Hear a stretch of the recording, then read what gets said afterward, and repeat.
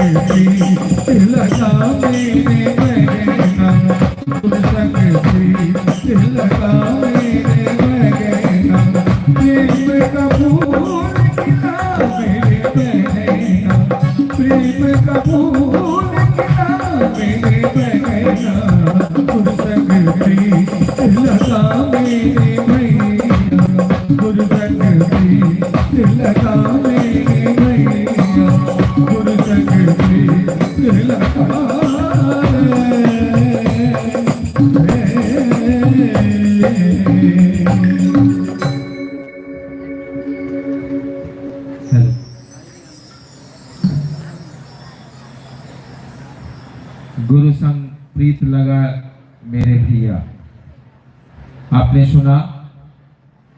और प्रीत तो तभी लगेगा जो गुरु ने कहा है वो करना होगा। हम लोगों के इस क्षेत्र में पूरे नेपाल अधिराज्य में बड़ा ही सौभाग्य हम लोगों को मिला। राष्ट्रीय सचिव शिव के शिष्य अभिनव आनंद जी का चर्चा सुनने का नेपाल में कई बार हम लोगों ने सुना है, संगोष्ठी के रूप में भी और महोत्सवों में भी। लेकिन गुरु बहन निहारिका जी और हमारे अभिनवानंद जी के सुपुत्री अवनी आनंद जी पहली बार हम लोग इनका दर्शन किए और निवेदन होगा निहारिका जी से, अवनी आनंद जी से जो मुख्यालय रांची से आए हैं, हमारे दिल में, हमारे मन में वो विचार देने के लिए जो साहब श्री दीदी माँ ने हमें प्रदान किया है। गुरु बहन निहारिका जी, मैं निवेदन करना चाहूंगा आप मंचासीन हो और गुरु बहन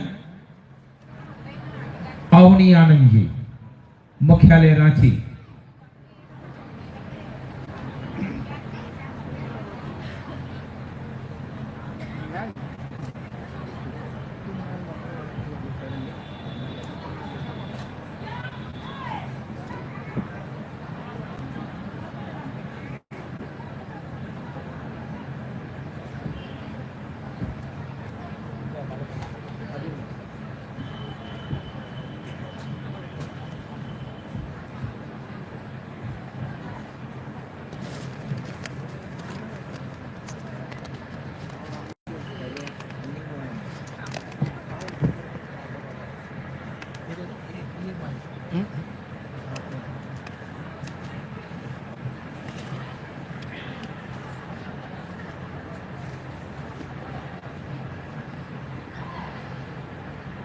साहब दीदी के चरणों में सादर प्रणाम निवेदित करते हुए आप सभी को मेरा प्रणाम।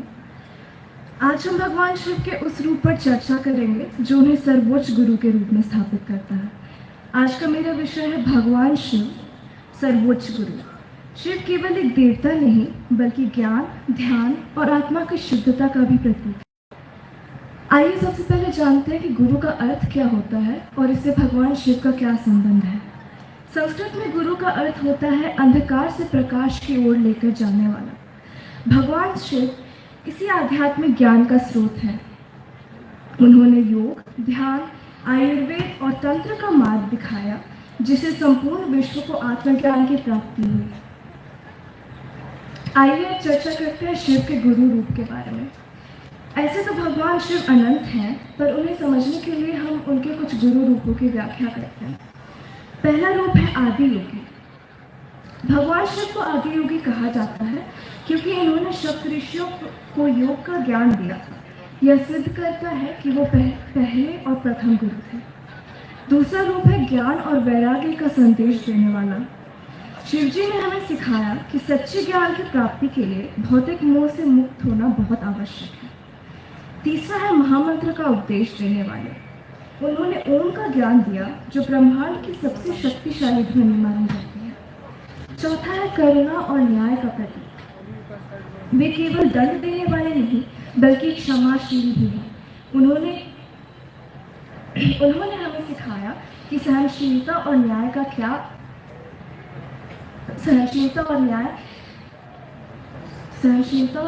से क्या अच्छा होता है।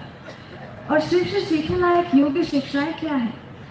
पहली बात, योग और ध्यान। मानसिक और शारीरिक शांति के लिए शिव के ध्यान को अपनाना चाहिए। दूसरी है सादगी और संतोष। शिव जी की तरह हमें भी संतोष और सरलता का जीवन जीना चाहिए। तीसरा है भक्ति और समर्पण। पूर्ण श्रद्धा और समर्पण से शिव भक्ति करने से आत्मा का उत्थान होता है। अंत में भगवान शिव केवल पूजनीय देवता ही नहीं बल्कि एक महान गुरु भी है। उनका जीवन और शिक्षाएं हमें जीवन जीने की सही दिशा दिखाती है। यदि हम उनके बताए मार्ग पर चलें तो जीवन में शांति, प्रेम और ज्ञान की प्राप्ति अवश्य होगी। आइए हम 3 सूत्रों को अपनाएं और भगवान शिव की ओर चलें। आप सभी के चरणों में मेरा प्रणाम, धन्यवाद। हेलो।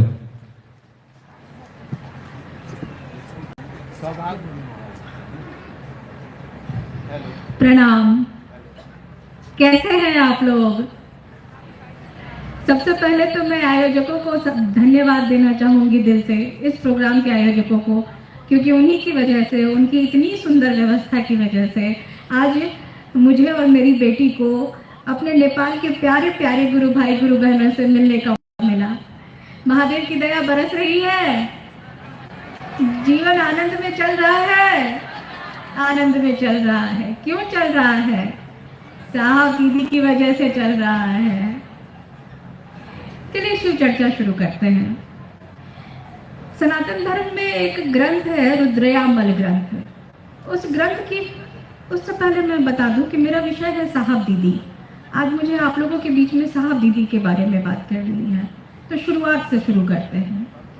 तो रुद्रयामल ग्रंथ जो है, उसमें भगवान शंकर माता पार्वती से बातचीत कर रहे हैं, संसार के बारे में, अध्यात्म के बारे में, ज्ञान के बारे में, मनुष्य के बारे में।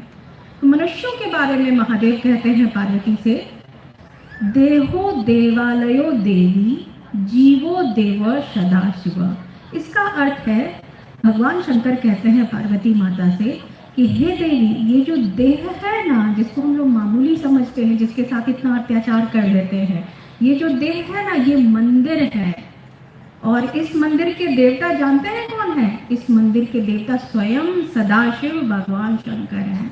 भगवान शंकर अपने मुंह से कह रहे हैं कि हे देवी, ये देह एक मंदिर है और इस मंदिर में निवास करने वाले देवता स्वयं सदाशिव हैं। तो जिस देह में स्वयं सदाशिव रहते हैं, उस देह में इतना कष्ट क्यों, इतना रोग क्यों, इतना संताप क्यों? जिस मन में स्वयं सदाशिव रहते हैं, उसमें इतना अहंकार, मोह, ईर्ष्या क्यों इस जीवन में इतनी परेशानियां हैं? इसका मूल कारण ये हुआ कि हम भूल गए कि शिव मेरे हैं और मैं शिव का हूं। हम भूल गए। इस बात को याद दिलाने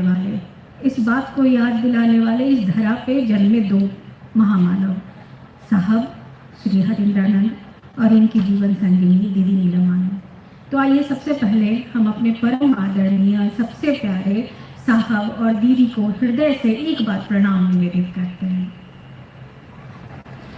साहब दीदी की, हम आप अच्छे से जानते हैं कि साहब दीदी की पूरी जीवन यात्रा सिर्फ इस खोज में बीत गई कि कैसे हम मानवों को, कैसे एक एक इंसान को ये याद आ जाए कि शिव मेरा है और मैं शिव का हूँ। इसी के लिए उन्होंने 3 सूत्र दिया, 3 रास्ते बताए, हम लोगों को चलाया, हम लोगों के साथ रहे, हम लोगों के साथ अभी भी है और हमेशा रहेंगे। उन्हीं महान साहब दीदी के सम्मान में एक कविता प्रस्तुत करने जा रही हूँ। ये कविता ऐसी है मानो साहब स्वयं हम लोगों के लिए बोल रहे हों। ये कविता लगता है जैसे साहब बोल रहे हों कि वो हम लोग के जीवन में कैसे आए और कैसे कैसे उन्होंने हम लोगों के जीवन को परिवर्तित किया। कविता कहती है, सुंदर सुर सजाने का साज बनाता हूँ मैं, नौसिखिए परिंदे को बाज बनाता हूँ। सुंदर सुर सजाने का, जब साहब दीदी हम लोगों के जीवन में नहीं थे तो हम लोगों का जीवन रोने धोने में बेसुरा बीता जा रहा था। लेकिन जब साहब दीदी आए, उन्होंने 3 सूत्र का रास्ता दिखाया, तो हमारा जीवन सुरीला हो गया। साज मतलब होता है बाजा। तो अब हम लोगों का जीवन, अब हम लोग के मुख से जब भी 3 सूत्र निकलता है, ऐसा लगता है जैसे सुनने वाले का और बोलने वाले का जीवन सुरीला हो गया हो। तो सुंदर सुर सजाने का साज बनाता हूँ, साहब ने बनाया। नौसिखिए परिंदे को बाज बनाता हूँ। नौसिखिया परिंदा मतलब जो परिंदा, पक्षी, चिड़िया अभी उड़ना सीख रहा है, उस चिड़िया को उन्होंने बाज बना दिया। पंछियों में बाज सबसे ज्यादा ऊंचाई पे उड़ने वाला पंछी माना जाता है। जानते हैं जब बारिश आती है तो बाज कहीं छुपता नहीं है, वो बादलों के ऊपर चला जाता है। इतना शक्तिशाली होता है और इतना शक्तिशाली साहब के शब्दों ने, साहब के दिशा निर्देशन ने हमको आपको बना दिया कि कभी हम नौसिखिए पंछी थे और आज आध्यात्म की दुनिया में बाज की तरह उड़ान भर रहे हैं। दूसरी पंक्ति कहती है, चुपचाप सुनता हूँ शिकायतें सबकी, चुपचाप सुनता हूँ शिकायतें सबकी, फिर दुनिया बदलने की आवाज बनाता हूँ। जब हम साहब से नया नया मिलने जाते थे तो साहब के पास दुनिया भर की शिकायत लेके जाते थे कि महादेव दया नहीं कर रहे हैं, भगवान हम लोगों की तरफ से नज़र मोड़ लिए हैं, हम बहुत दुखी हैं। साहब चुपचाप सुनते थे और अंत में मात्र 2 शब्द बोलते थे कि जाओ 3 सूत्र करो, जाओ गुरु की चर्चा करो। और मात्र ये शब्द, इस शब्द ने आज हमारी और दुनिया की दशा बदल दी है, दशा और दिशा बदल दी है। तो चुपचाप सुनता हूँ शिकायतें दुनिया की, फिर दुनिया बदलने की आवाज बनाता हूँ। आगे साहब कहते हैं, समंदर तो परखता है हौसले कश्तियों की, समंदर तो परखता है हौसले कश्तियों की, मैं डूबती कश्तियों को जहाज बनाता हूँ। हमारा जीवन समंदर में जैसे देखते हैं बहुत बड़ी बड़ी लहरें और तूफान आती हैं, और अगर उसमें छोटा नाव डाल दिया जाए तो वो तितर बितर हो जाता है। हमारा जीवन भी वैसा ही है और हम भी उस छोटी सी नाव के तरह थे। जीवन में आए, जीवन में दुखों का इतना थपेरा लगा कि हम टूट फूट गए। लेकिन जब साहब के सानिध्य में आए, जब दीदी के सानिध्य में आए, तो उन्होंने हम डूबती हुई कश्तियों में इतनी ताकत भर दी, इतना बड़ा बना दिया, हमारे मन को इतना हौसला दे दिया कि आज हम जहाज के समान दुनिया के सामने खड़े हैं। दुख आता है, परेशानी आती है और हम कहते हैं हम तो जहाज हैं, समंदर हमारा क्या बिगाड़ देगा, हम तो महादेव के चेला हैं, अरे मेरे सर पे साहब दीदी का हाथ है, तो मेरा अब कोई कुछ नहीं बिगाड़ सकता है। तो उन्होंने हम जैसी डूबती कश्तियों को जहाज बना डाला। बनाए चाहे चांद पे जाके बुर्ज ए खलीफा, बनाए चाहे चांद पे जाके कोई बुर्ज ए खलीफा, मैं तो गीली मिट्टियों से ताज बनाता हूँ। दुनिया में बहुत सारे लोग आए, उन्होंने बहुत महान काम किए, उन सबके महान काम को प्रणाम है। लेकिन साहब दीदी ने जो काम किया वो महानतम है। उन्होंने एक एक जीव की जीवन की दिशा और दशा बदलने के लिए जो 3 सूत्र दे दिया, जो आदत हम लोगों को शिव को याद करने की दिला दी, जो हम देखिए, जो पहला सूत्र है हम लोगों का कि हे शिव आप मेरे गुरु हैं, मैं आपकी शिष्या हूँ, मुझ पर दया कर दीजिए। ये दया मांगने का सूत्र जो हम आप सुबह शाम चलते फिरते करते रहते हैं, ये हमेशा याद दिलाता रहता है हमको आपको कि महादेव मेरे गुरु हैं और महादेव मेरे गुरु हैं, मैं महादेव का चेला हूँ। ये याद आ जाना सबसे बड़ी घटना घट गई हम लोगों के जीवन में। तो साहब दीदी का जो योगदान है हमारे आपके जीवन को सुंदर बनाने में, उस योगदान को हम आप कभी नहीं भूलें। उनके दिखाए हुए रास्ते पर चलते रहें और हमेशा शिव गुरु को हमेशा ये याद रखें कि शिव मेरे हैं और मैं शिव का हूँ। हमेशा 3 सूत्र के रास्ते पर चलते रहें, ईमानदारी से चलते रहें। दीदी ने आवाज़ लगाई थी कि कोई छूटे ना, कोई टूटे ना, हमेशा इस बात को याद रखें। इसी बात का आज वादा आप हम लोगों को दीजिए ताकि हम लोगों का नेपाल आना सफल हो जाए। आप वादा करते हैं कि आप 3 सूत्र करते रहिएगा और साहब दीदी के रास्ते पर चलते रहिएगा। बहुत बहुत धन्यवाद। अब मैं आप लोगों के सबसे प्यारे मोनू भैया को आमंत्रित करना चाहूँगी कि वो मंच पर आए और शिव शिष्यता के रास्ते में साहब दीदी की ही भांति हम लोगों का दिशा निर्देशन करें, हम लोगों को बताएं कि हम लोग कैसे जुड़ करके मिल करके साथ चलते रहें। मोनू भैया।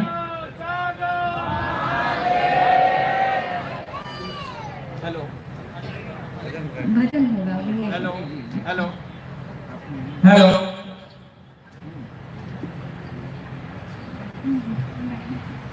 मार्गनी भजन के बाद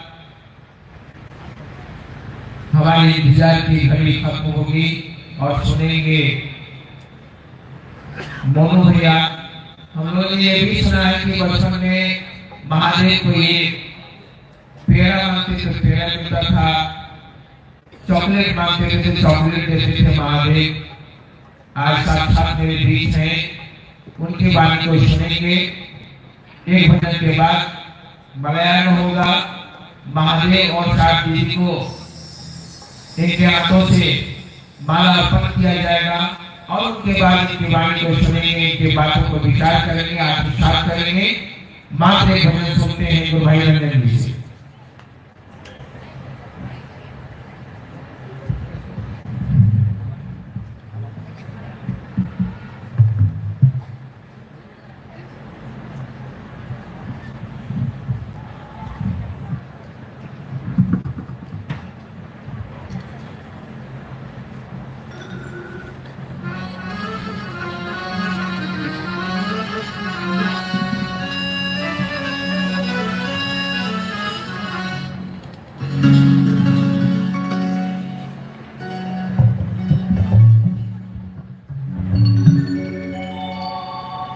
है अखबो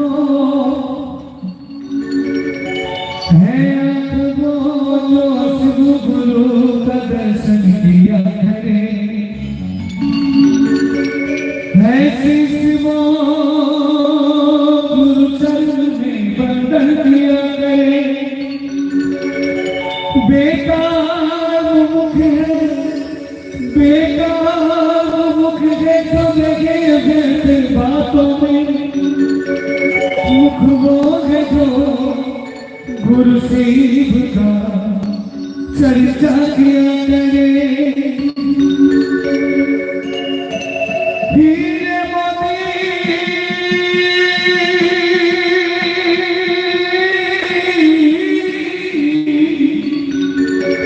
हीरे मोती से कहीं शोभा है आपकी, है कोशिश जो गुरु चरण में बंधन किया करे। मर कर भी अमर नाम गैर जीव का जग में, अपने दिल से गुरु शिव का चर्चा किया करे।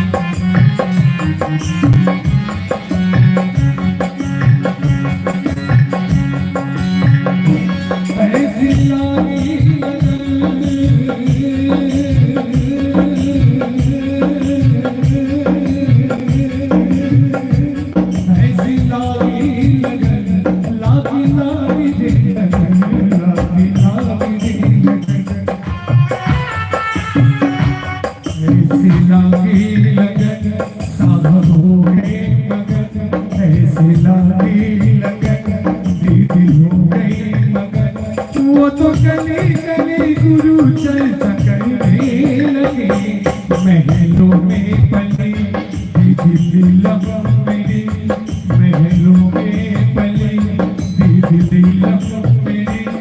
वो तो सिद्ध की दीवानी कहने लगे, ऐसी लागी लगन दीदी हो गई मगन, ऐसी लागी लगन साहब हो गए मगन।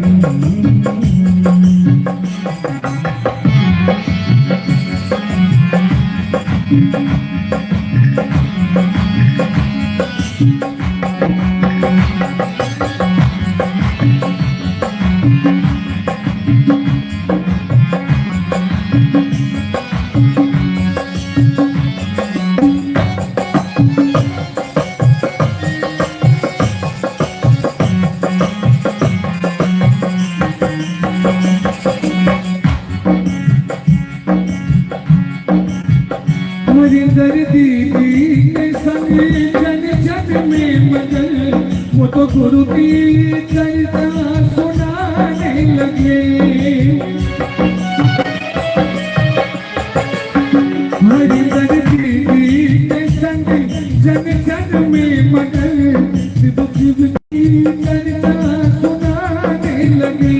तिन विधा दिया मनो अमृत दिया, गुरु भर की दया बरसाने लगे। तिन विधा दिया मनो अमृत दिया, गुरु भर की दया बरसाने लगे। वो तो गली गली गुरु चर्चा करने लगे, ऐसी लागी लगन साहब हो गए मगन, ऐसी लागी लगन साहब हो गए मगन।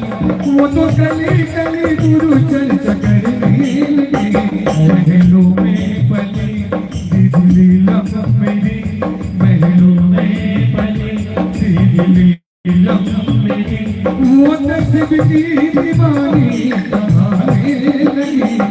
ऐसी लागी लगन दीदी हो गई मगन, ऐसी लागी लगन दीदी हो गई मगन।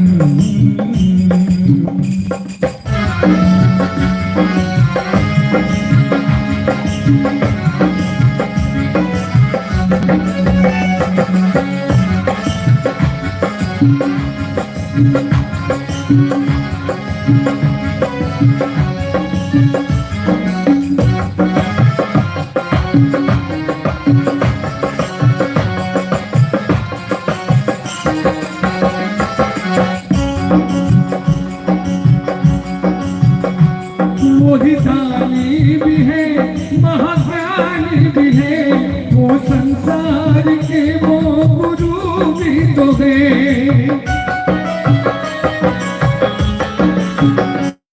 मोहितानी भी है महाज्ञानी भी है, वो संसार के वो गुरु भी तो है। दया करते गुरु कष्ट हरते गुरु, वो तो चंचल के महाज्ञानी भी है। दया करते गुरु कष्ट हरते गुरु, वो तो चंचल के महाज्ञानी भी है। दीदी गली गली गुरु चर्चा करने लगी, ऐसी लागी लगन दीदी हो गई मगन, ऐसी लागी लगन दीदी हो गई मगन। वो तो गली गली गुरु चर्चा करने लगी, महलों में पली दीदी लीलम मेरी, महलों में पली दीदी लीलम मेरी। वो तो शिव की दीवानी कहाने लगी, वो तो शिव की दीवानी कहाने लगी, वो तो शिव की दीवानी कहाने लगी, वो तो शिव की दीवानी कहाने लगी। ऐसी लागी लगन साहब हो गए मगन, ऐसी लागी लगन दीदी हो गए मगन, ऐसी लागी लगन साहब हो गए मगन।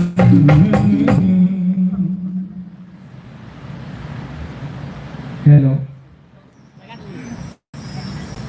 ऐसा ही लगन हम लोगों को मिल जाए अभिनव आनंद जी से, निहारिका जी से, कि हम लोग भी गली गली महादेव का गुण गाने लगे, गुरु की बात करने लगे। इंतजार की घड़ी खत्म हुई और मैं नम्र निवेदन करना चाहूंगा शिवशिष्ट परिवार के राष्ट्रीय अध्यक्ष के सचिव हमारे मोनू भैया, आपसे निवेदन है कि आप कृपया मंचासीन हो और महादेव साहब दीदी को माला अर्पण करें और अपनी वाणी से, अपने विचार से हम लोगों को गुरु कार्य में मदद मिले, ऐसा आशीर्वाद हम लोगों को प्रदान करें हमारे मोनू भैया।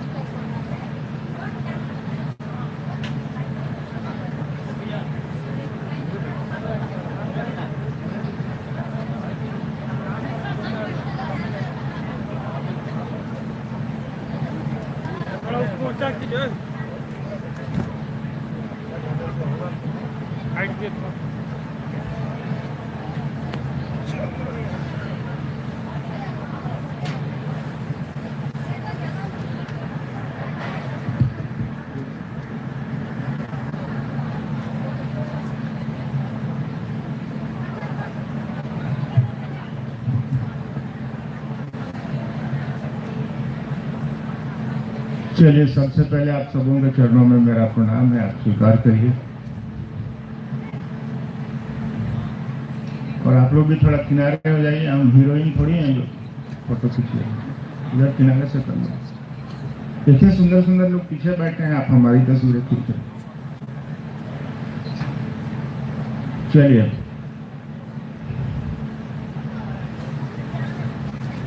आज की यह संगोष्ठी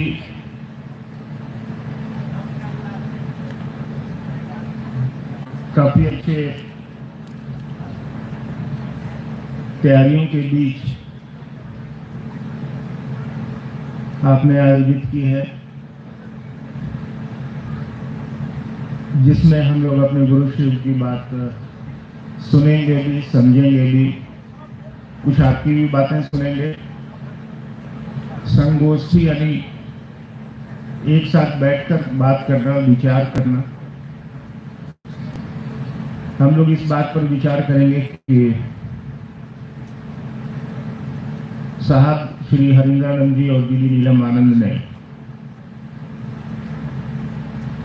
जो विचारधारा हमको और आपको दी है कि वो शिव पूरे जगत के गुरु हैं। आवाज कम नहीं रखें, मैं अपनी आवाज बढ़ा रहा हूं।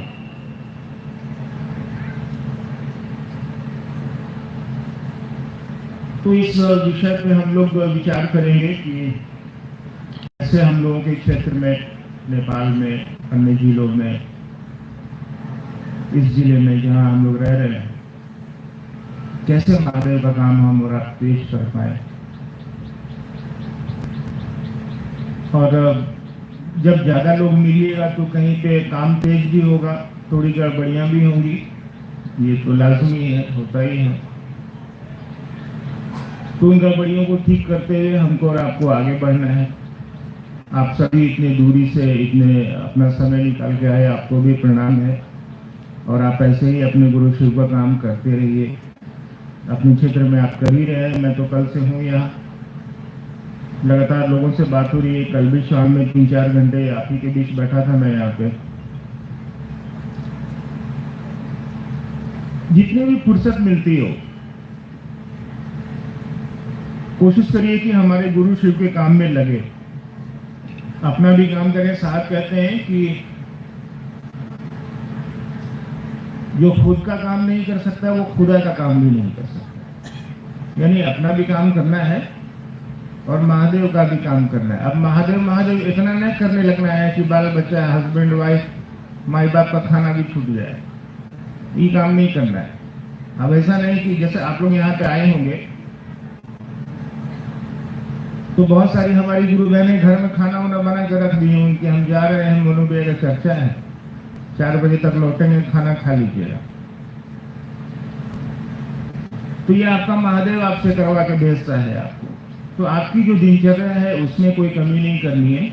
उसमें से ही 2 मिनट की फुर्सत अगर आपको मिल जाए, जैसे अभी आप यहाँ आए हैं या कहीं आप चले जाते हैं, कोई आपको फोन करता है, किसी को भी आप फोन करते हो, उससे 1 ही मिनट का सही अपने महादेव का गप मारिए। जो दीन दुनिया का गप मारते हैं, मोहल्ला का गप मारते हैं, इस साल नेपाल में बहुत गर्मी है, इसका भी गप मार लेते हैं। साहब कहते हैं ये थोड़ा महादेव का गप मार के देखो तो क्या होता है। अब महादेव का गप यानी दुनिया का सबसे बड़ा जप। महादेव का गप करिए एकदम मन लगा के, तो आपको नमः शिवाय करने की भी जरूरत नहीं है। क्या है कि महादेव का गप कीजिएगा तो बिना शिव को प्रणाम किए गप होबे नहीं करेगा, सीधी सी बात। तो कोशिश करिए जो भी वक्त मिलता हो, ऐसे हम लोग तो महादेव के लिए वक्त मिलता नहीं है, अपने घर के लिए, अपनी चीजों के लिए, अपने सम्मान, अपने पद, अपने प्रतिष्ठा, अपनी खुशियां, इसके लिए समय जरूर मिलता है। लेकिन महादेव के लिए संगोष्ठी है, इसलिए बातें थोड़ी कड़ी हो सकती है, मौसम नहीं है ये। तो महादेव के लिए समय तो मिलता नहीं है, लेकिन जब हमारे आपके पास समय नहीं बचता है तो फिर महादेव ही दिखता है। जैसे मैं परसों जहाज से आ रहा था कलकत्ता से बागडोगरा आ रहा था, कलकत्ता से बागडोगरा मैं जहाज से आ रहा था। मैं जहाज में अपना मोबाइल निकाला, गेम खेलना शुरू किया फोन में। मोबाइल में गेम खेलते खेलते थोड़ा सा हवाई जहाज कभी कभी खड़खड़ाता है हवा में, तो थोड़ा खड़खड़ाया तो हम उतना ध्यान नहीं दिए, हम अपना गेम खेलते रहे। फिर थोड़ा सा और ज्यादा खड़खड़ाया तो भी हम सोचे कि इतना तो जहाज में होता ही है। थोड़ी देर के बाद जहाज वो खड़ जोर जोर से करने लगा। तब हम गेम बंद कर दिए। हम सोचे जिंदा रहेंगे तो साला ढेर गेम खेल लेंगे। उस समय हमको थोड़ा बहुत में महादेव याद नहीं आया। जब ज्यादा खड़खड़ाने लगा, उछलने लगा बैराग पे, तो हमको महादेव याद आने लगा। ये सरकारी क्या हो रहा है, हमको चर्चा में जाना है, 2 दिन तो रुक जाइए। यानी शिव हमेशा याद नहीं आते। जब हम परेशानी में रहते हैं तो महादेव याद आने लगते हैं। एक बार मैं दिल्ली जा रहा था, दिल्ली में चर्चा थी, तो दिल्ली जाने में रांची से करीब 1.5-2 घंटे लग जाते हैं जहाज से। एक बगल में अंकल जी बैठे हुए थे। हम सोचे कि बैठे बैठे क्या करें, तो उनसे बात करते हैं महादेव के बारे में, बोर हो रहे हैं। वो अपना जहाज में बड़ा बड़ा लोग चलता है भाई, हम लोग इमरजेंसी में कभी कभी चल लेते हैं कि जल्दी पहुंचना है। तो बगल में वो चचा जी टाइप के आदमी बैठे हुए थे। हमने उनको कहा कि सर सुनिए ना, तो आंख बंद किए हुए था, तो फिर आंख खोल में नहीं किया। फिर हम टोके, हमने सर सुनिए ना, तो हमको बोला है डिस्टर्ब मत कीजिए, सो रहे हैं हम बोले अंकल महादेव को गुरु मान लीजिए, आराम से सोइएगा, क्या दिक्कत है। तो बकवास बंद कीजिए अपना, डिस्टर्ब मत कीजिए हमको। तो हम 2-3 बार बोले, लेकिन वो हमको झड़प दिए। तो हम भी शांत हो गए। अरे भाई कर्म ही जा सागर गए, जहाँ रतन के ढेर, पड़त हाथ घोंघा मिला, देखो भैया कर्म का फेर। अब हमारे आपके कर्म में महादेव नहीं लिखल है, तो जबरदस्ती तो आप ठुक नहीं सकते। तो हम ये सोच के चुपचाप बैठ गए। थोड़ी देर के बाद जहाज जब बादल में घुसा तो खड़खड़ाना फिर शुरू किया। जहाज जब जोरों से खड़खड़ाने लगा तो वो अंकल बगल में जो थे वो हड़बड़ाने लगे। खड़खड़ाहट होगा तो हड़बड़ाहट तो होगा। तो बगल वो हमको पूछ रहे, हाँ भाई जी क्या बोल रहे थे, शिव को गुरु मानने से क्या होता। बोले कुछ नहीं होता, बैठिए। नहीं बताइए, नहीं होता। हम एकदम शांत बैठिए, हमको डिस्टर्ब मत कीजिए। हम अपना इत्मीनान से महादेव महादेव कर रहे थे कि हम अकेले थोड़ी जाएंगे, ये 307 साथे जाएगा। फिकर नॉट मिजाज, अकेले हमको जाना हो तो डर लगे, और साथ में 400 आदमी को जाना है, तब तक जब सब लेके करेगा तो फिर टेंशन का है। तो उनका हमको 3 बार टोके। हमने अब चलिए। तो लास्ट में फिर उनको हमें बताया कि बेचारे वो अपना महादेव को गुरु बनाए। तो जब तक आप विपत्ति में नहीं पड़ते हैं तब तक शिव याद नहीं आते। लोग कहते हैं महादेव को दिखता ही नहीं है तो गुरु कैसे होगा। अरे महादेव नहीं दिखता है। जब डॉक्टर बोल देता है कि दवाई देवा पर असर नहीं कर रहा है, तब साला महादेव के अलावा कोई दिखबे नहीं करता। वही लिखेगा, हे महादेव ठीक कर दीजिए हमको। दिख रहा है कि नहीं दिख रहा है। तो शिव को देखने की आवश्यकता नहीं है, उनको महसूस करने की जरूरत है। अभी भी गुरु भाई लोग, गुरु बहन लोग कह रहे थे कि 3 सूत्रों का पालन करिए। जब यहाँ फुर्सत मिले महादेव का काम करिए। भजन भी सुन रहा था मैं, अच्छा भजन हो रहा था तब से। दीदी के बारे में भी भजन में बड़ी सुंदर बात कही जा रही थी। तो प्रयास करिए, जो भी समय हमारे आपके पास है अपने गुरु शिव के लिए 2 ही मिनट से ही कर लें। बाकी तो फिर दुनिया तो नचेबे करेगा, है ना। दुनिया है तो उसमें तो नचना ही। अभी मैं सुबह कुछ गुरु भाई लोग आए थे, लोग कह रहे थे हम लोग के यहाँ वे जानते हैं शिव चर्चा में नाच उच होने लगता है। होता है क्या कहीं? देखा आप लोगों ने? नहीं होता, कहीं कहीं पे होता होगा। तो जिंदगी तो ऐसे ही नचा रही है, कभी इधर कभी उधर, कभी इधर कभी उधर। तो अपने मन से नाचने का क्या जरूरत है। जिंदगी पर छोड़ दीजिए, नचा नचा के मुआ देंगे। तो रहने का जगह थोड़ी है। साधु ये मुर्दों का ना। तो यहाँ कुछ करने की आवश्यकता नहीं है। हम लोग झूठे और नाचने के चक्कर में पड़े हैं। नाच तो रहे हैं, पूरा जगत ही नाच रहा है। तो जो भी वक्त है उसको शिव के लिए लगाना चाहिए। चलिए, आपके सवाल सब बहुत ज्यादा देश पेपर के तरीके से आए हैं यहाँ पे, तो देखते हैं क्या है। कोशिश करते हैं कि उन पर बात हो सकेगा। हेलो,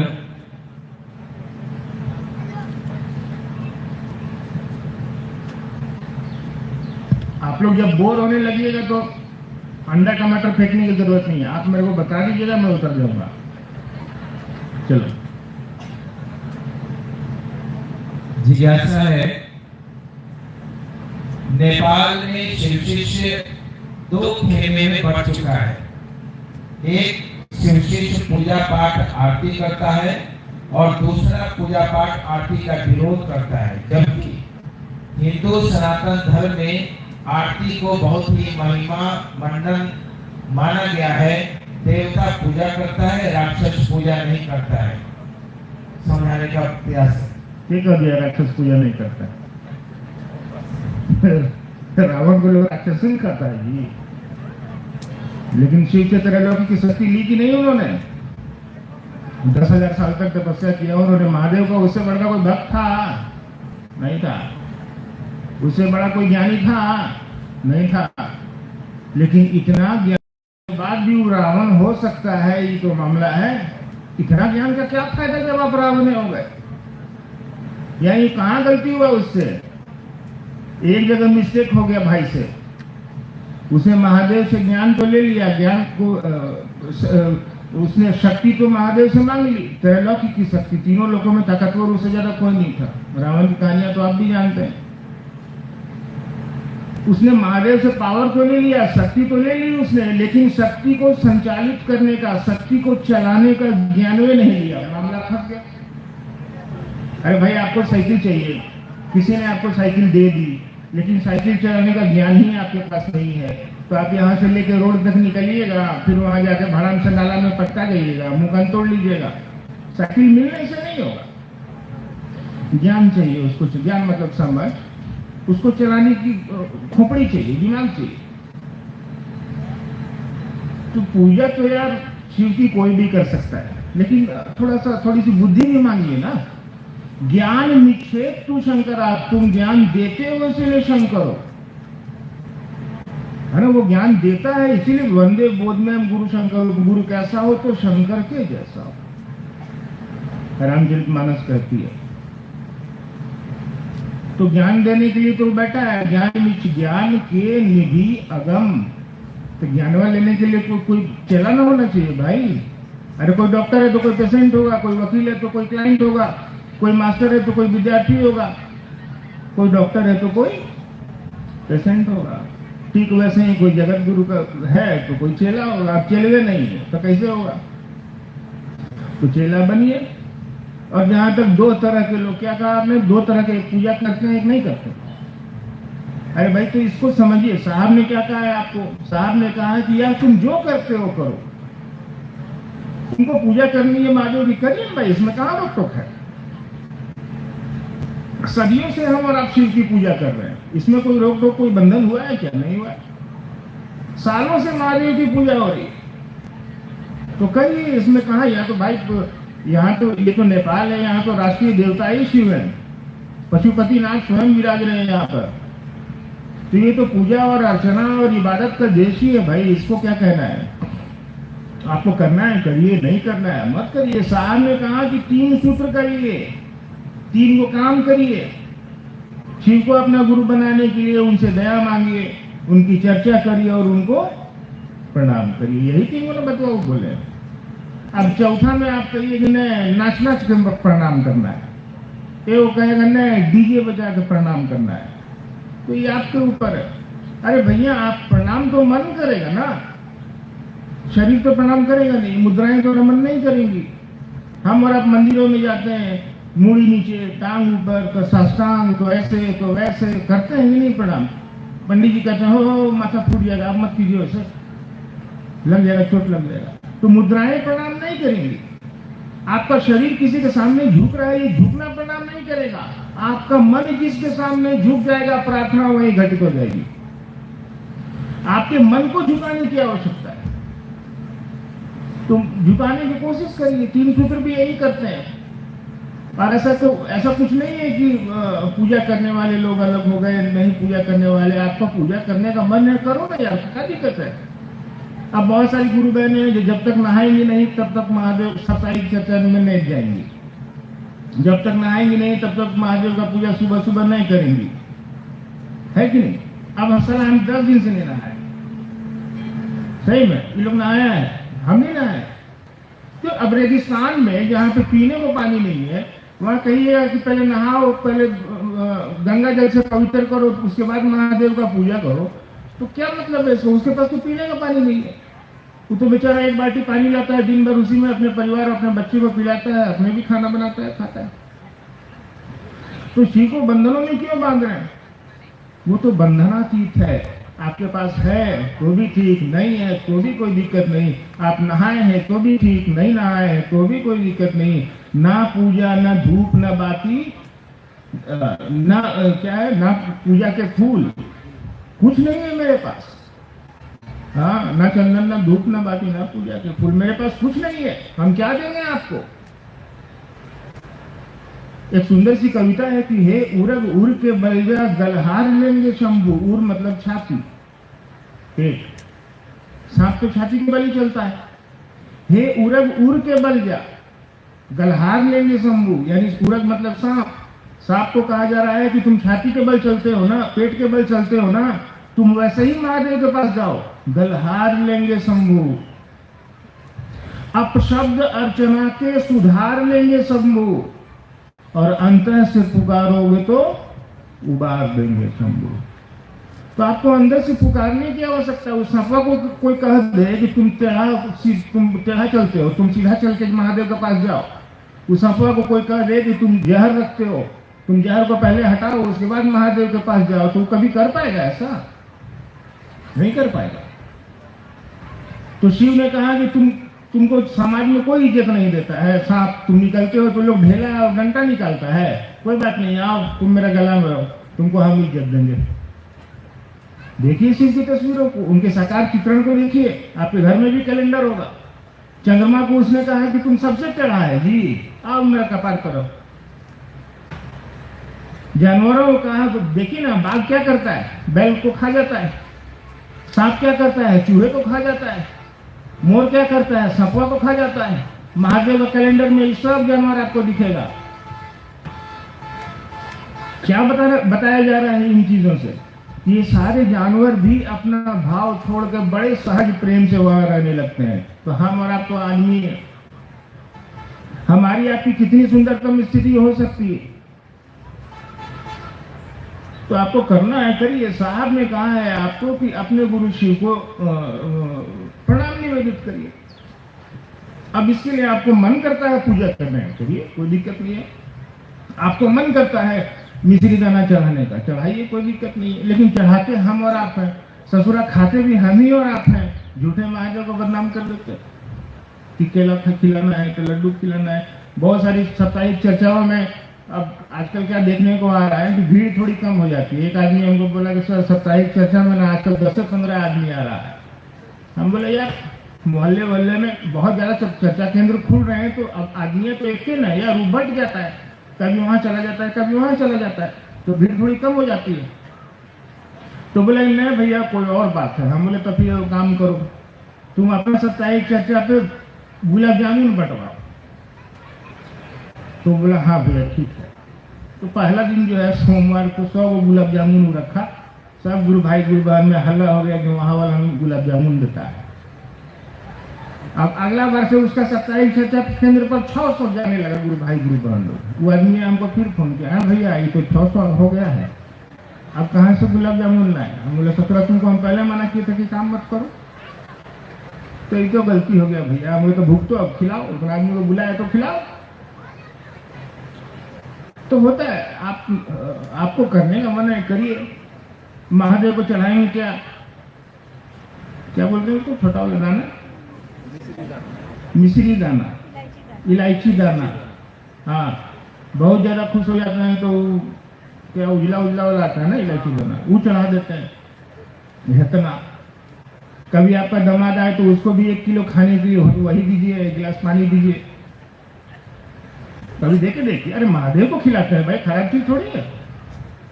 कभी आपका दामाद भी घर पे आए तो उसको 1 किलो मकुन दाना और 2 गिलास पानी दीजिए, आइए मेहमान जी, पाहुन आइए, खाइए। कहाँ नहीं दे सकते, महादेव को खिलाते हैं भाई, इससे बढ़िया और कोई चीज थोड़ी हो सकता है। नहीं, महादेव खिलाएंगे मकुन दाना पाउन खिलाएंगे बढ़िया बढ़िया खाना, ले मुर्गा दे तो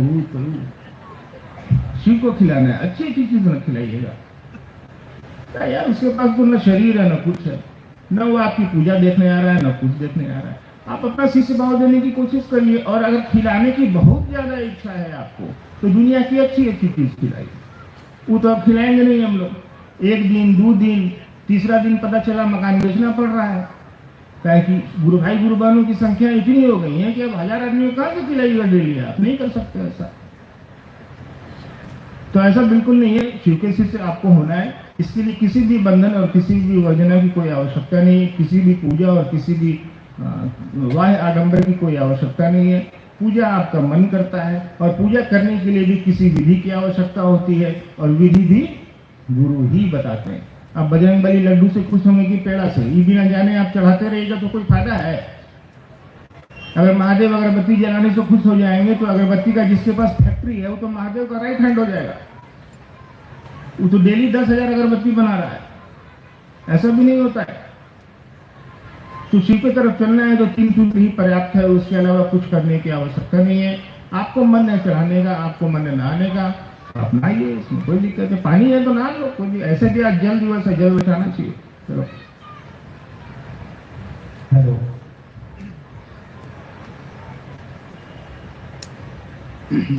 जिज्ञासा है गुरु भाई नवीन जी भट्टावारी,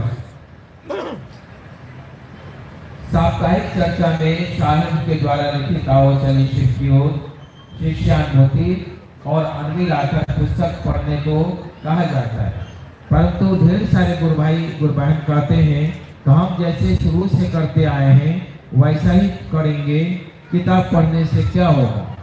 इस पर प्रकाश डाला जाए। क्या देखिए, इस बात को समझिए।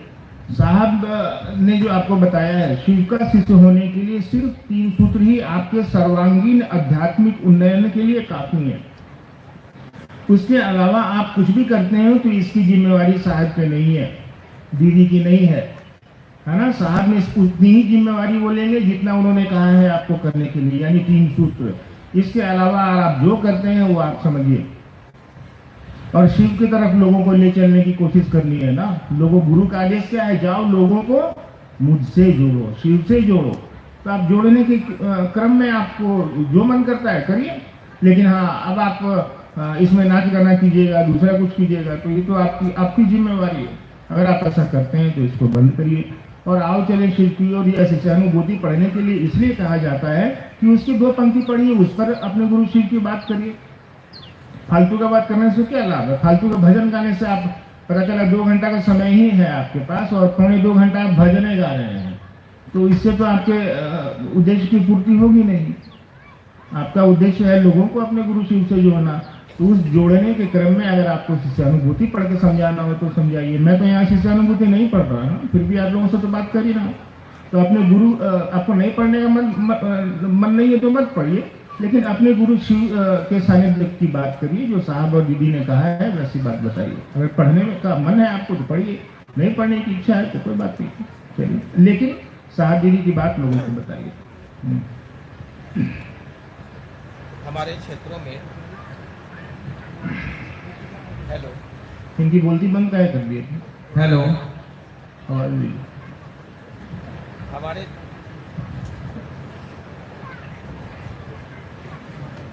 हेलो हेलो, हमारे क्षेत्र में गुरु भाई बहनों के द्वारा बैटरी डाउन हो गई है आपकी।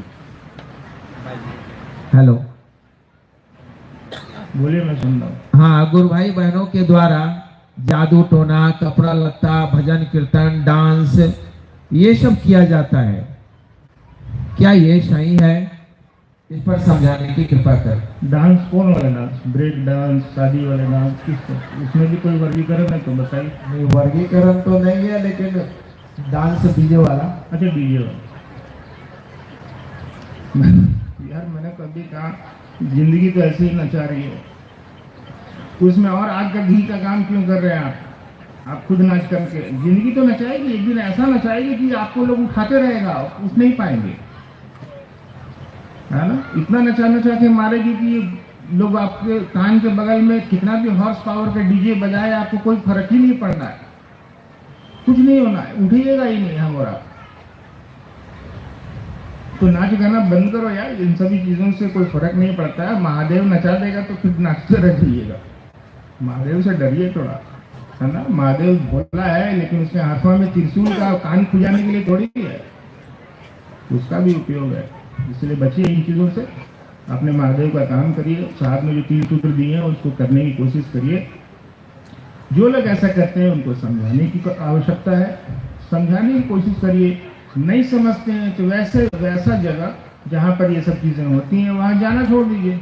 अरे भाई, कोई नाच देख रहा है तब तो कोई नाच रहा है, हम देखेंगे तब तो कोई दिखावे। अब देखना बंद कर दीजिए, नाचना बंद कर दे, सिंपल है। उनसे लड़ने तो जाओगे नहीं यार।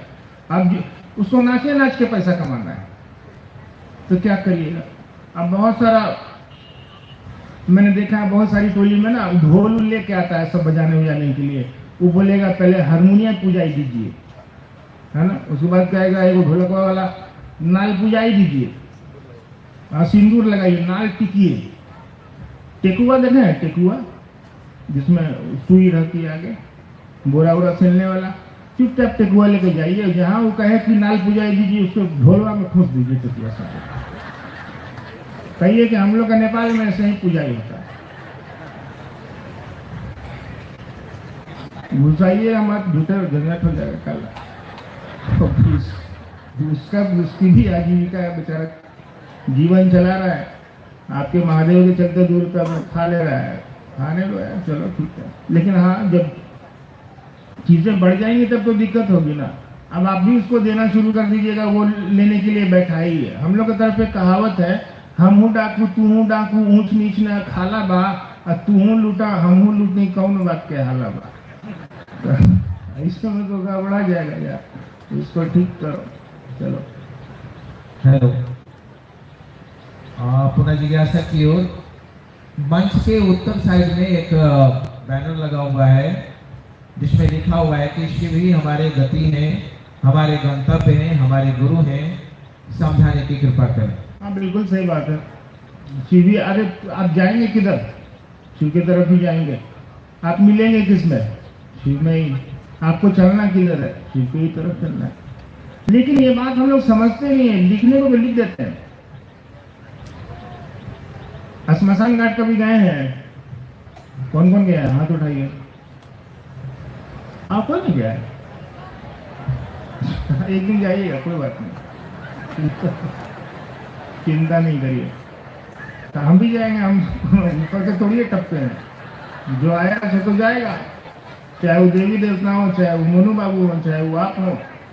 जिसका भी जन्मदिन मनाइएगा, उसका मरण दिन तो मनाना पड़ेगा, कोई उपाय नहीं है। बाजार से दवा खरीदे हैं ना, दवा खरीदते समय देखते हैं उसमें लिखा रहता है मैन्युफैक्चरिंग डेट, यानी उस दवा के बनने का दिन। थोड़ा सा और उल्टो पुल्टो करें तो कहीं पे लिखा रहा है छोटा सा में एक्सपायरी डेट, यानी उस दवा के खत्म होने का दिन। ठीक वैसे तो हमको अब श्मशान घाट के सामने से गुजरोगे ना कभी कभी, तो ऐसा लगेगा 2 मिनट के लिए कि साला क्या इस धरती पर आके कर रहे हैं, हाय पैसा, हाय तौबा, हाय पैसा, हाय पैसा, यही कर रहे हैं। सबको तो एक दिन यही श्मशान घाट आना है।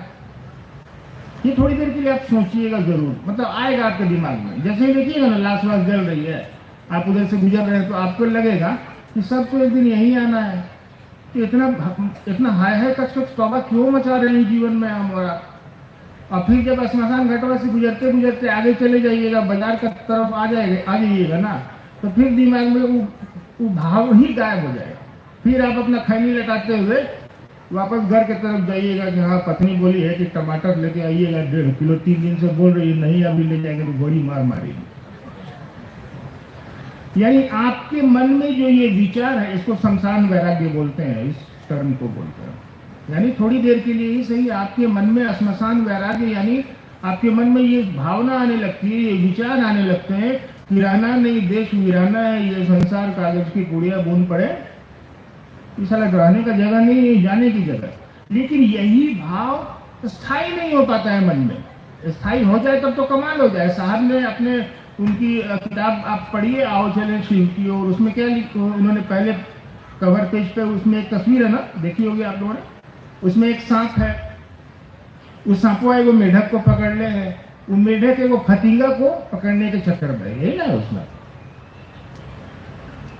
तो इससे वो क्या बताना चाह रहे हैं? इससे वो ये बताना चाह रहे हैं कि मेढक को ये बात पता नहीं है, जैसे हमको और आपको ये बात पता नहीं है कि धरती रहने की जगह, हम बड़ा बड़े मजे से इस धरती में रह रहे हैं, अपना सारा काम धंधा कर रहे हैं इस जगत में।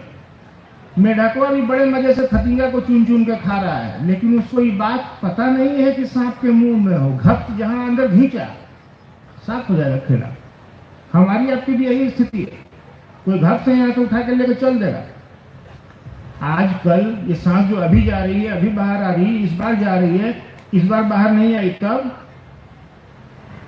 मोनू बाबू यही खलास, यहीं से आप स्मशान घाट ले जाइएगा हमको। हाँ सही बात, इन सासों का कोई भरोसा थोड़ी है यार, ये तो उसकी अनुकंपा से, उसकी दया से, उसकी कृपा से, उसकी इच्छा से पल प्रतिपल चल रही है। ये कब तक चलेगी इसका भान आपको नहीं है।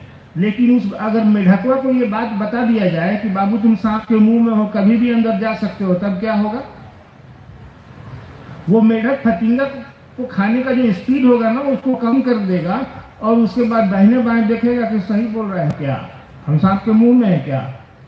और जब ये बात पर भरोसा हो जाएगा उसको, तो फतिंगा खाने की स्पीड को छोड़ देगा, फतिंगा खाना बंद करेगा। ये सोचेगा कि साला यहाँ से निकल जाएंगे तो रोडवा देने ढेर फतिंगा मिल जाए, लेकिन पहले यहाँ से तो बच जाए। अपने जीवन को बचाने के उपाय को प्राथमिकता भी देगा कि ना यहाँ से पहले निकलना होगा। लेकिन हम और आप नहीं, बैठे यहाँ है, जूता वहां हम खोले, दिमाग में तब से साला मैं दिमाग में घूम रहा है कि 5,000 का जूता है, कहीं कोई गायब कर ली इसका, दिमाग में घूम रहा है। बैठे हैं शिव चर्चा में, शिव चर्चा अंदर बैठ रही है कि नहीं बैठ रही है इसका पता नहीं है, लेकिन चपलवा मेरा बैठा है हमारे अंदर। आपकी भी यही स्थिति है, गुरु भाई गुरु बहन लोग यहाँ घुसिया के बैठते हैं पाँव के नीचे, साला यहाँ से कैसे ले जाएगा। ऐसी स्थिति यार हमारी, हमारा बाहर से थोड़ी आए, हमारा किसी बैठे हैं शिव चर्चा में, याद में घर आ रहा है, अरे यार पर्दा बाहर छोड़ दिए, दरवाजा कोई खींच के लेके भाग गया तो बैठे हैं शिव चर्चा में, याद शिव की नहीं आ रही है, याद समान की आ रही है, याद जगत की आ रही है। भर्तृहरि ने ठीक कहा था, भोगा न भुगता वैमेव भुगता, भोग को हमारा भोगते नहीं है, उसी में भुक्त हो जाते हैं, वही हमको आपको भोगने लगता है, चीजें ही हमारा आपका इस्तेमाल करने लगती हैं, बिना ज्ञान के, बिना समझ के, बिना सक्षम गुरु के अभाव के। यही होगा, भोगने वाली चीज ही हमारा और आपका भोग कर रही है, खा रही है हमको और आपको, हम और आप उसका इस्तेमाल नहीं कर पा रहे, वो हमारा और आपका इस्तेमाल कर रही है। तो चलो यार, जीवन तो ऐसे ही चलता है, लेकिन साहब ने बड़ा सुंदर सा उपाय दिया है, उसको करने की कोशिश करिए। और जीवन तो चलेगा ऐसे ही, चलिएगा तो बहुत सारी चीजें सामने आएंगी, बहुत सारी दिक्कतें। अरे कोई चलेगा तब तो दिक्कत आएगी, कोई चलेगा ही नहीं शिव के पथ पर तो क्या दिक्कत महसूस होगी। आप चलिएगा तो बहुत तरह की दिक्कतें आएंगी, आप उसी दिक्कतों में आप अपने गुरु शिव से दया मांगने की स्थिति में भी आइएगा कि सरकार इतनी दया नहीं करिएगा कि हम भी आपका काम कर सकें। दया की स्थिति में वो जगत गुरु शिव अपने शिष्यों को लाते हैं। क्या इसी संबंधित कोई सवाल था या कंक्लूड करूं? बताइए, सवाल यही था। चलो चलिए दूसरा। शिव की पूजा में लौकिक जीवन की ढेर सारी मनोकामनाएं तो पूरी हो जाती हैं, पर दिन रात गुरु का काम करने के बाद भी, शिव को गुरु मानने के बाद भी शुभ का कह देते हैं। ये देखिए, आप दीदी की पंक्तियों को याद करिए, आप शिव के पथ पर चलिए, मैं तुम्हारे लौकिक कांटों को स्वयं चुनूंगी। साहब की पंक्तियों को याद करिए, शिव का शिष्य होकर व्यक्ति के, शिष्य के लौकिक और पारलौकिक मनोरथ स्वतः पूर्ण होते हैं। शिव का शिष्य होइए ना भैया, नहीं है जेबी में पैसा, नहीं है, क्या दिक्कत है? बहुत सारे गुरु भाई गुरु बहनों को मैंने देखा है, पॉकेट में किसी गुरु बहन के पैसा नहीं है घर में, लेकिन उसके मन में ये चाहत है कि हम भी जाएंगे अपने महादेव का काम में, हम भी जाएंगे, हम मुनु भी आ रहे हैं वहां जरा सुनेंगे, पैसा नहीं है मेरे पास। आपकी व्यवस्था हो जाती है। आप घर से बाहर निकलती हैं, कोई गुरु बहन लोग टेम्पो से जा रही है, चलिए ना, बैठिए चलिए, हम लोग भी वहीं चल रहे हैं। आप बैठ जाते हैं, महादेव आपकी व्यवस्था कर देता है, और टेम्पो भाड़ा भी आपकी गुरु बहनें दे देती है, और आपको वहां जाते भी हैं तो खिला भी देती है, लीजिए गुरु बहन खाइए। व्यवस्थाएं तो हो रही है, नहीं कैसे हो रही है? और दुनिया में तो कुत्ता भूखे नहीं मरता है भाई साहब। हम और आप तो उस ईश्वर की सबसे अनुपम कृति है। लेकिन जब साहब ने कहा है कि शिव कार्य करोगे तो मैं तुम्हारी गारंटी लूंगा, लेकिन तुम्हारी फुटानी की गारंटी मैं नहीं लूंगा। आप महादेव काम करिए, साहब और दीदी ने कहा है कि आपको मैं भूखे नहीं मरने दूंगा, लेकिन अगर आप फुटानी करेंगे तो इसकी गारंटी मैं नहीं लूंगा।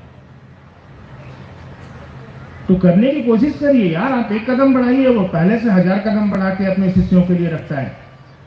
आप चलने की कोशिश करेंगे तब ना, चलिए होगा। जिज्ञासा है, संगोष्ठी और महोत्सव में क्या अंतर है? महोत्सव मेला है, संगोष्ठी में जैसे हो रही है आप देख ही रहे। मौसम में आपको बाहर निकलिएगा तो ढेर सारा चीज खरीदने के लिए मिलेगा, वहाँ झूला भी मिलेगा झूलने के लिए, लेकिन मनवा का जो झूला झूल रहा है इसका कोई उपाय नहीं मिलेगा। संगोष्ठी में बैठिएगा तो कोई आप ही की बात है जो यहाँ से पढ़ी जा रही है, हम लोग उस पर विचार कर रहे हैं। महोत्सव में क्योंकि बहुत कहीं कहीं पे महोत्सव भी जरूरी हो जाते हैं तो करना पड़ता है, और यहाँ जरूरी नहीं था इसलिए संगोष्ठी की गई। और एक व्यवस्था करिएगा तो उसमें हो सकता है व्यवस्था का कुछ अंग हो, कुछ होता है ना। बहुत लोग पूछते हैं कि महादेव का चेला बनने में तो पैसा नहीं लगता है, महादेव का चर्चा सुनने में करने में पैसा नहीं लगता है। बिल्कुल नहीं लगता है, किसने दिया लगता है?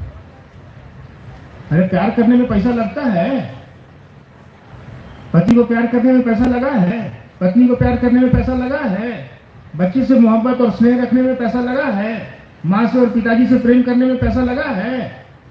नहीं लगा है। लेकिन जब परिवार बढ़ेगा तो बच्चे होंगे, जैसे हमारा किसी के बच्चे हैं तो अब स्कूल में भेजने के लिए पैसा लगेगा, कपड़वा खरीदने के लिए पैसा लगेगा। अब आप कह रहे हैं नहीं देंगे, तब फिर कैसे होगा? यानी जब आप किसी व्यवस्था के अंग बनते हैं, यानी आप किसी व्यवस्था के तहत चलते हैं, तो हो सकता है आपका उसमें 2 रुपया लग जाए। और आपको तो साहब ने कहा है कि तुम एन केन प्रकार इस बात को मन में, अगर तुम्हारे पास नहीं है पैसा, अगर तुम्हारे पास नहीं है कुछ 1 रुपया भी खाने के लिए, तो अपने महादेव को इस बात को मौन संप्रेषण दो कि हे महादेव आप मेरे गुरु हैं, इतनी व्यवस्था करिए कि हम भी जा सकें, हम भी कर सकें आपका काम। अरे साहब दीदी ने हमको और आपको ठीक की तरफ इशारा किया है कि जिम्मेवारी किसकी बनती है? साहब दीदी की जिम्मेवारी बनती है, लड़िए उनसे। मने मन क्यों नहीं कहते हैं अपने साहब दीदी को आपकी इतनी दया करिए, इतना आशीर्वाद दीजिए कि हमसे भी महादेव का काम आप ले लीजिए। दया करते हैं, वो आशीर्वाद देते हैं, तभी तो आज शरीर में नहीं है और करोड़ों करोड़ लोग लगातार शिव को अपना गुरु बना रहे हैं। सोचिए उस महादेव में कितनी ऊर्जा होगी। कोटि सौदामिनी भाषाम, करोड़ों करोड़ बिजलियों की चमक धारित करता है अकेले वो शिव। डर भी जिससे डरता हो, भयानाम भयम विष्णु कहा जाता है उस शिव को। तो शिव की तरफ चलने की कोशिश करिए। व्यवस्थाएं एक अंग है, व्यवस्थाएं होती रहती हैं, आज हैं कल खत्म हो जाएंगी, परसों फिर बन जाएंगी, क्या फर्क पड़ता है। चलो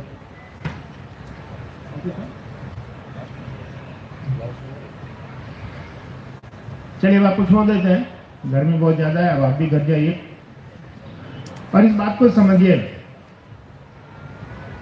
कि हम और आप साहब और दीदी की विचारधारा को लेकर चले हैं। दुनिया में यार इससे बढ़िया काम और कुछ नहीं है। आप किसी के दिल में, आप किसी की चेतना में, आप किसी के मन में, आप किसी के जीवन में शिव नाम डाल रहे हैं, आप किसी के जीवन को शिव की तरफ धकेल रहे हैं, आप किसी के जीवन को महादेव की तरफ लेकर चलने की कोशिश या प्रयास कर रहे हैं। दुनिया में इससे पावन संकल्प और दुनिया में इससे पावन कार्य और कुछ नहीं हो सकता कि लोगों के इस दुख भरे जीवन में आप शिव रूपी मुस्कान और शिव रूपी खुशी बांटने चले हैं। ये अधिकार साहब और दीदी ने सिर्फ हमको और आपको दिया है कि हम और आप लोगों को अपने गुरु शिव से जोड़ सकते हैं। पूरी दुनिया के अन्य लोगों के पास ये अधिकार नहीं है कि लोगों को शिव का शिष्य बना सकें।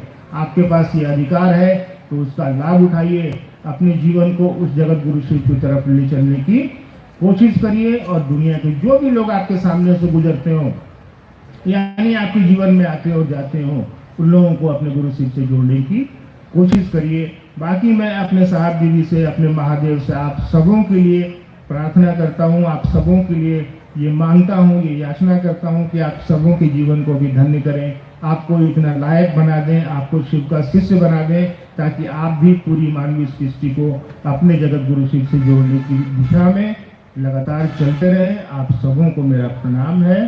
आप स्वीकार